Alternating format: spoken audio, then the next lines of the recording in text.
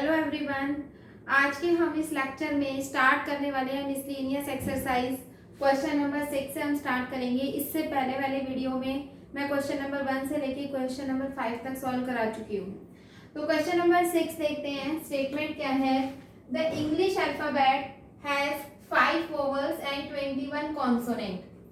How many words, हमसे पूछा जा रहा है कि कितने वर्ड्स बना सकते हो with 2 different vowel, 2 different vowel की हेल्प से एंड 2 डिफरेंट कॉन्सोनेंट, यानी कि 2 डिफरेंट उसमें वोवल होने चाहिए और उसमें 2 डिफरेंट कॉन्सोनेंट होने चाहिए, यानी कि उसमें टोटल 4 लेटर हमको यूज करने हैं। 4 लेटर का हमको वर्ड बनाना है। ठीक है, देखो हमको क्या करना है, हमको 4 लेटर का वर्ड फॉर्म करना है, 4 लेटर का वर्ड। ठीक है, इसमें 2 वोवल होने चाहिए, 2 हमारे पास कॉन्सोनेंट होने चाहिए, 2 वोवल होने चाहिए और 2 हमारे पास कॉन्सोनेंट होने चाहिए। ठीक है, can be formed from the alphabets. जो टोटल अल्फाबेट है जिसमें हमारे पास 5 वोवल होते हैं और 21 कॉन्सोनेंट होते हैं, उनकी हेल्प से हमको ये बनाना है। तो सबसे पहले तो मैं ये देखूंगी कि कौन से मैं 2 वोवल चूज करूं। टोटल मेरे पास कितने वोवल्स हैं? 5। तो सबसे पहले तो मैं 5 में से 2 वोवल चूज करूंगी, 5 में से 2 वोवल सेलेक्ट करूंगी, यानी कि सबसे पहले तो हम सिलेक्शन करेंगे। तो इसके लिए मैंने क्या किया है, 5 में से 2 वोवल सिलेक्ट कर लिए। ठीक है, फिर मैं क्या करूंगी, इन दोनों को सिलेक्ट करूंगी और ये कॉन्सोनेंट है, टोटल कॉन्सोनेंट है 21, यानी कि 21 में से 2 कॉन्सोनेंट सिलेक्ट करूंगी। वोवल और कॉन्सोनेंट दोनों चीजें लेंगे तो इसमें मल्टीप्लाई होगा। ठीक है, तो हमने 2 वोवल सिलेक्ट कर लिए, हमने 2 कॉन्सोनेंट सिलेक्शन हमने कर लिया दोनों का। इसके बाद मुझे इनको अरेंजमेंट भी करना है, क्योंकि मुझसे पूछा जा रहा है कि हाउ मेनी वर्ड्स, कितने वर्ड्स मैं बना सकती हूँ। तो हो सकता है कि ये वोवल अपना प्लेस चेंज करें, कॉन्सोनेंट अपना प्लेस चेंज करें, कॉन्सोनेंट यहाँ है, वोवल यहाँ है, मतलब इनकी अरेंजमेंट भी तो हो सकती है, क्योंकि इनके अरेंजमेंट करके भी तो नए नए वर्ड्स जनरेट होंगे। तो हमें तो सभी वर्ड्स बताने हैं, यानी कि यहाँ अरेंजमेंट भी मुझे करनी पड़ेगी। तो अरेंजमेंट कैसे करेंगे? 4 डिफरेंट लेटर्स की अरेंजमेंट का फॉर्मूला होगा 4 factorial. 4 distinct letters taking all at a time, arrangement का फॉर्मूला होता है n फैक्टोरियल। अगर n डिस्टिंक्ट ऑब्जेक्ट हैं and we are taking all at a time, तो n फैक्टोरियल तरीकों से अरेंजमेंट हो सकती है। तो टोटल 4 थे, तो 4 फैक्टोरियल। इसको हम सॉल्व कर लेंगे और यही हमारा क्या रहेगा, आंसर। देखते हैं next question number 7। Question number 7 में क्या है, एक क्वेश्चन पेपर कंसिस्ट 12 क्वेश्चन। एक क्वेश्चन पेपर है, उसमें 12 क्वेश्चन है टोटल, और वो क्वेश्चन पेपर 2 सेक्शन में डिवाइड हो रखा है, पार्ट 1 एंड पार्ट 2। पार्ट 1 में 5 क्वेश्चन है और पार्ट 2 में 7 क्वेश्चन है, तो टोटल कितने क्वेश्चन हो गए, 12। Student attempt 8 question. एक स्टूडेंट को उस 12 में से, इन 12 क्वेश्चन में से 8 क्वेश्चन अटेम्प्ट करने हैं, selecting at least 3 question from each part. और ये कंपल्सरी है कि हर एक पार्ट में से वो 3-3 तो कम से कम सिलेक्ट करे ही सही, बाकी वो 2 क्वेश्चन कहीं से भी सिलेक्ट कर सकता है। 3 यहाँ से सिलेक्ट करने कंपल्सरी है, 3 यहाँ से सिलेक्ट करने कंपल्सरी है, तो टोटल 6 क्वेश्चन हो गए। अटेम्प्ट कितने करने थे, 8। तो जो 2 क्वेश्चन बच गए वो स्टूडेंट की चॉइस है, वो यहाँ से भी कर सकता है, यहाँ से भी कर सकता है, दोनों से एक भी कर सकता है, कैसे भी कर सकता है। तो how many ways can a student select the question. तो एक स्टूडेंट के पास कितने तरीके हैं क्वेश्चंस को सिलेक्ट करने के। ठीक है, तो देखते हैं क्या हो रहा है यहाँ पर। हम पहले देख लेते हैं कि उसके पास कितनी चॉइसेस है। ठीक है, मैं बना रही हूँ, देखो चॉइसेस यहाँ पर ऐसे साइड में हम रफली बना के देखते हैं। सबसे पहले मैंने क्या कहा, उसे टोटल 8 क्वेश्चन अटेम्प्ट करने हैं। अब 8 क्वेश्चन को वो कैसे सिलेक्ट करे, वो 5 यहाँ से ले सकता है और वो 3 क्वेश्चन यहाँ से सिलेक्ट, 3 तो उसे करने ही है ना दोनों में से, तो 3 तो यहाँ से करे वो, बाकी बचे हुए सारे वहां से कर गए, तो 5, यानी कि उसने टोटल 8 क्वेश्चन अटेम्प्ट कर लिए। या फिर वो ऐसे कर सकता है कि यहाँ से 3 कंपल्सरी है, तो 3 तो ये करेगा ही करेगा, बाकी 5 क्वेश्चन को यहाँ से ले सकता है। ठीक है, अभी भी उसने टोटल 8 क्वेश्चन अटेम्प्ट कर दिए। या फिर वो ये कर सकता है कि 4 क्वेश्चन यहाँ से ले सकता है, 4 क्वेश्चन यहाँ से ले सकता है, 4 दोनों जगह से ले सकता है, अभी भी उसने 8 क्वेश्चन अटेम्प्ट कर दिए। तो जितनी भी पॉसिबल तरीके थे वो यही थे, इसके अलावा आप सोच के देखना और कोई भी वैसा पॉसिबल तरीका है ही नहीं जिस तरीके से वो अटेम्प्ट कर पाए। ठीक है, तो मैंने सारे पॉसिबल वेज लिख लिए कि वो यहाँ से 5, यहाँ से 3, यहाँ से 3, यहाँ से 5 या दोनों से 4 लेकर के सॉल्व कर सकता है। तो देखो अब इस चीज को हम कैसे लिखेंगे, हम क्या बताना चाहते हैं, हाउ मेनी वेज, तो हम लिखेंगे नंबर ऑफ वेज, कितने होंगे नंबर ऑफ वेज। देखो इसके बता रही हूँ पहले 5 + 3, 5 क्वेश्चन सिलेक्ट करने हैं उसको 5 क्वेश्चन में से, तो 5C5 मल्टीप्लाई उसको 3 क्वेश्चन सिलेक्ट करने हैं 7 में से, तो 7C3, ठीक है। तो उसने टोटल 8 क्वेश्चन सिलेक्ट कर लिए। वो ऐसे सिलेक्शन कर सकता है या फिर वो ऐसे कर सकता है, जब या फिर वाला केस आता है तब हम यहाँ प्लस लगाते हैं, ठीक है, या फिर और वो क्या कर सकता है, उसमें हम क्या लगाएंगे, यहाँ प्लस लगाएंगे, या फिर वो ये कर सकता है, ये क्या है, 3 क्वेश्चन सिलेक्ट करेगा, कहाँ से, यहाँ 5 में से, वो करेगा 5 में से 3 क्वेश्चन, और 5 क्वेश्चन सिलेक्ट करेगा वो यहाँ 7 में से, तो 7 में से करेगा वो 5 क्वेश्चन सिलेक्ट, ये कर सकता है। या तो वो ये करेगा या ये करेगा, और अगर ये दोनों नहीं करेगा तो ये 4 वाला करेगा, तो यानी कि प्लस। तीसरा हमारे पास केस बनेगा 4, यहाँ से 4 क्वेश्चन, 5 में से 4 क्वेश्चन सिलेक्ट करेगा, और 7 में से भी कितने क्वेश्चन, 4 क्वेश्चन सिलेक्ट करेगा। इसको सॉल्व करो, इसको सॉल्व करो, इसको सॉल्व करो, तीनों को ऐड कर देना, वही हमारा क्या आएगा, आंसर आएगा, ठीक है। सॉल्यूशन आपको खुद से करना है, आगे कॉन्सेप्ट मैं आपको बता चुकी हूँ।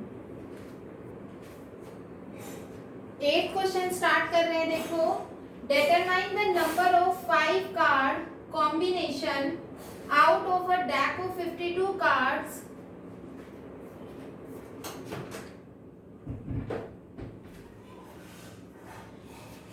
क्वेश्चन नंबर 8 स्टार्ट करते हैं। Determine the number of 5 cards combination out of a deck of 52 cards. 52 card में से मुझे 5 कार्ड का कॉम्बिनेशन बनाना है।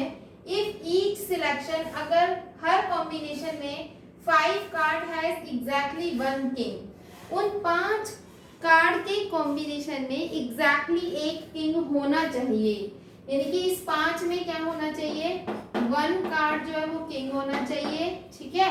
एंड 4 कार्ड्स जो होने चाहिए वो अदर देन किंग होने चाहिए, यही तो होगा। एक कार्ड क्या होना चाहिए, किंग होना चाहिए, एंड 4 कार्ड्स कैसे होने चाहिए, अदर देन किंग होने चाहिए। इस तरह से मुझे ये 5 कार्ड चूज करने हैं, ठीक है।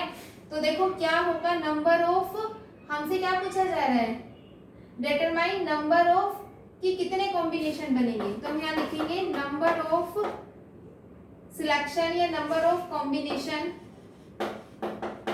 Number of combination is equal to, एक किंग चूज करना है, टोटल किंग कितने हैं, 4, तो मुझे 4 में से एक किंग चूज करना है, एंड मतलब मल्टीप्लाई 4 कार्ड चूज करने हैं किंग के अलावा, किंग के अलावा और कितने कार्ड होते हैं, 48 में से 4 चूज करते हैं, हो गया मेरा selection, this is the answer. देखते हैं नेक्स्ट 9th क्वेश्चन में क्या है। It is required to see 5 men and 4 women।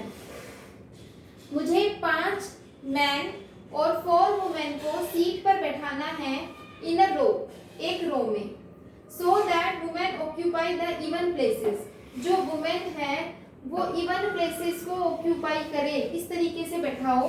तो हाउ मेनी सच अरेंजमेंट पूछ रहा है, तो परमुटेशन का कॉम्बिनेशन, परमुटेशन का क्वेश्चन है कि कितनी अरेंजमेंट पॉसिबल है। तो देखो बहुत ही सिंपल क्वेश्चन, हम यहाँ पर क्या लिखेंगे, number of arrangement equal to कितने, 5 men 4 women, तो कितने हैं टोटल, 9, मतलब मुझे 9 लोगों को बैठाना है एक रो में। तो पहले मैं एक रो में 1 2 3 4 5 6 7 8 9 चेयर डाल देती हूँ। हर चेयर के पीछे नंबर लिखा है 1 2 3 4 5 6 7 8 और 9। हर चेयर के पीछे ये नंबर मैंने डाल दिए कि ये नंबर्स लिखे हैं चेयर के पीछे। अब मुझे ये पता है कि वुमेन जो हैं उनको मुझे इवन प्लेसेस पर बैठाना है, वुमेन को इवन प्लेसेस पर बैठाना है। तो इवन प्लेस कौन से हैं मेरे, 2 4 6 8। तो यहाँ पर 4 में से कोई भी वुमेन आ सकती है, ठीक है। तो 4 यहाँ इसके लिए पॉसिबिलिटी हो गई 4। यू कैन से कि इस प्लेस को फिल करने के लिए आई हैव 4 चॉइसेस। इसको फिल करने के लिए एक चॉइस कम हो जाएंगी, 3 चॉइस। एक कम क्यों हो गई? क्योंकि एक वुमेन यहाँ पहले से बैठ चुकी है, अब यहाँ 3 ही वुमेन बची। यहाँ सिर्फ 2 वुमेन बची और इसके लिए एक ही वुमेन बची। तो सभी वुमेन्स को मैंने बैठा दिया है इवन प्लेसेस पे। अब बारी है मैंस की। तो मैन को बैठाने के लिए यहाँ पर 5 में से कोई भी बैठ सकता है। यहाँ 4, 3, 2 और यहाँ 1। मुझे क्या करना है? इन सबको मल्टीप्लाई करना है, इन सब की मुझे मल्टीप्लिकेशन करनी है और वही मेरे पास क्या आएगा? आंसर। तो 5 4 जा 20, 24 जा 80, 83 जा 83 जा 240 और 244 जा तो 0, 4 4 जा 16, 4 2 जा 8 और 9, तो 960 क्या आ जाएगा इसका आंसर। देखते हैं नेक्स्ट क्वेश्चन नंबर 10।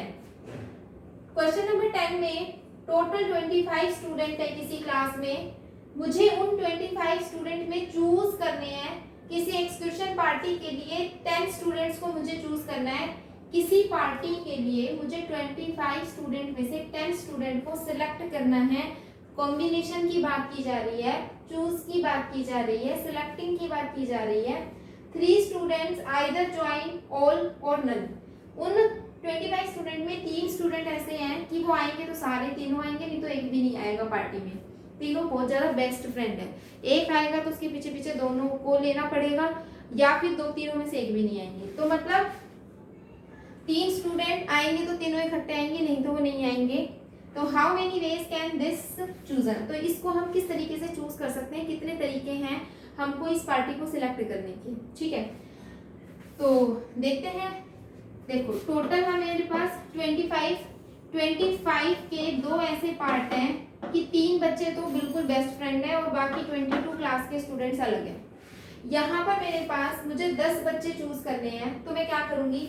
2 पॉसिबिलिटी रहेंगी। कैसे कि मैं इन 3 बच्चों को अपनी पार्टी में बुला रही हूँ, 3 बच्चों को बुला रही हूँ, तो मुझे 7 बच्चे यहाँ से लेने पड़ेंगे और ये टोटल 10 बच्चे हो जाएंगे, ठीक है। अगर मैं इसमें से किसी को नहीं लेती तो एक भी नहीं आएगा, ठीक है। इसमें से आएंगे तो तीनों आ गए, या फिर हो सकता है कि मैं इसमें से किसी को लूँ ही ना, तो इसमें से मैं किसी को भी नहीं ले रही, तो 10 के 10 बंदे मुझे यहाँ से लेने पड़ेंगे। अब भी 10 हो गए।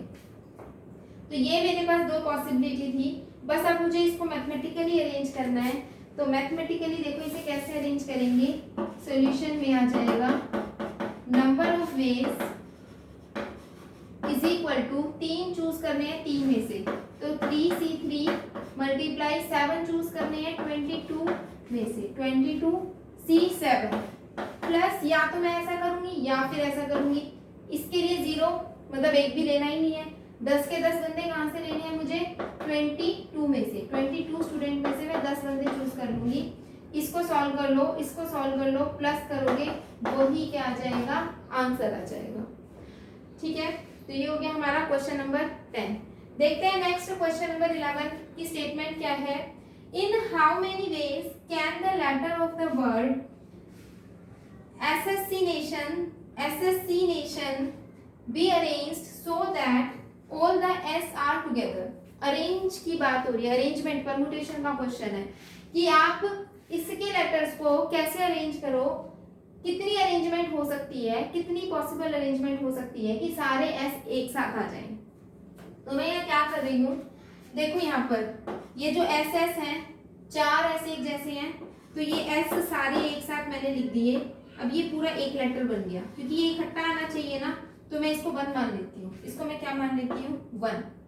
इसके बाद इसमें क्या है? 3A है, तो A, तो ये सेकंड, थर्ड, फोर्थ। फिर इसके बाद इसमें क्या है? 2I है, I, ठीक है। ये हो गया हमारे पास 5 और 6। फिर इसके बाद इसमें 2N है, N, 7 और 8। फिर उसके बाद इसमें T है और उसमें O है, 9 और 10। तो ऐसे करके ये हमारे पास टोटल हमने एसेसिनेशन को लिख लिया, यानी कि टोटल कितने लेटर्स हैं? 1 2 3 4 5 10।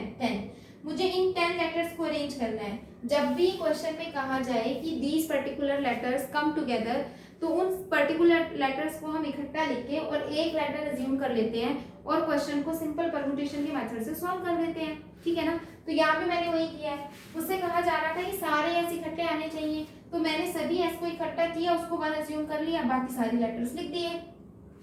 अब इन 10 लेटर की अरेंजमेंट का फॉर्मूला आपको परमुटेशन से पता है, वो होता है 10 फैक्टोरियल अपॉन में रिपीटेड जो अगर आ रहे हैं उससे डिवाइड करेंगे।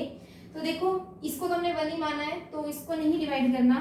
यहाँ देखो 3a है तो 3 फैक्टोरियल, यहाँ 2i है तो 2 फैक्टोरियल, यहाँ 2n है तो 2 फैक्टोरियल। इसको आप कैलकुलेट कर लो और यही हमारा क्या आ जाएगा आंसर।